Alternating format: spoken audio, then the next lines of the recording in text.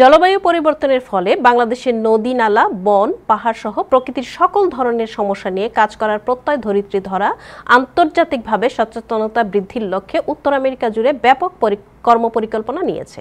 এই কর্মসূচির অংশ হিসেবে গত 11ই মে জ্যাকসন হাইটস এক মত বিনিময় সভার আয়োজন করা হয়। কেন্দ্রীয় ধরিত্রী ধরার সদস্য সচিব শরীফ জামিলের যুক্তরাষ্ট্র সফর উপলক্ষে এই সভার আয়োজন করা হয়। সভায় বৈশ্বিক মন্দায় বিশ্বমণ্ডলে বাংলাদেশের সমস্যা তুলে ধরার পাশাপাশি উত্তর আমেরিকার বাংলাদেশে অধ্যুষিত এলাকায় ধরিত্র ধরা পরিবেশ সচেতনতায় কাজ করবে বলে আশাবাদ ব্যক্ত করা হয়। সভায় ধরিত্রী ধরার উত্তর আমেরিকা কোঅর্ডিনেটর সেলিনা উদ্দিন, সাপ্তাহিক প্রথম আলোর সম্পাদক ইব্রাহিম চৌধুরী, টাইম টেলিভিশন এবং বাংলা পত্রিকার সিইও আবু তাহের ছাড়াও কমিউনিটি অ্যাক্টিভিস্ট শাহানা বেগম, রাশেদা আক্তার, রওশন হক, গোলাম চৌধুরী, সৈয়দ ফজলুর রহমান, রওশন জাহান, জাকির হোসেন, আমানুল ইসলাম, সুমাইয়া চৌধুরী উপস্থিত ছিলেন।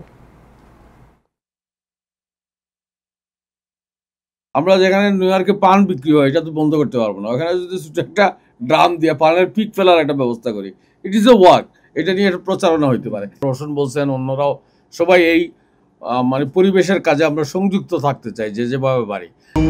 গ্লোবাল ওয়ার্মিং এর যে ইফেক্ট, এর তো বাংলাদেশের একটা এফেক্ট হবে, নো ডাউট অ্যাবাউট ইট। এটা নিয়ে আন্তর্জাতিক পর্যায়ে সবাই সোচ্চার, আপনারা কথা বলবেন, সবাই কথা বলবেন। আর বাংলাদেশ ইটসেলফ এবং লোকাল যে ইম্প্যাক্টটা, এটা আমার কাছে মনে হয় সবচেয়ে ইম্পর্টেন্ট বিষয়। এটা আমাদের একটু এবং আপনারা যারা কাজ করেন তাদের সবচেয়ে বেশি সোচ্চার হওয়ার দায়বদ্ধতা বেশি। তো আমরা গ্লোবালি কাজ করার চেষ্টা করব, কিন্তু আমাদের মেইন টার্গেট হলো আমাদের রুট যেখানে বাংলাদেশ, আমরা বাংলাদেশে যতটুকু হেল্প দিতে পারি আমরা দেব। বর্তমান ইন্টারিম গভর্নমেন্টের ডিফারেন্ট দেন আদার কেয়ারটেকার গভর্নমেন্টস এর বাস্তবতা, এগুলি মিলিয়ে এক্সপেক্টেড আউটকাম না আসলেও যে পরিবেশ এখনো ধ্বংস অব্যাহত থাকলেও অনেকগুলি ভালো ভালো পদক্ষেপ উনি নেওয়ার চেষ্টা করছেন এবং নিচ্ছেন।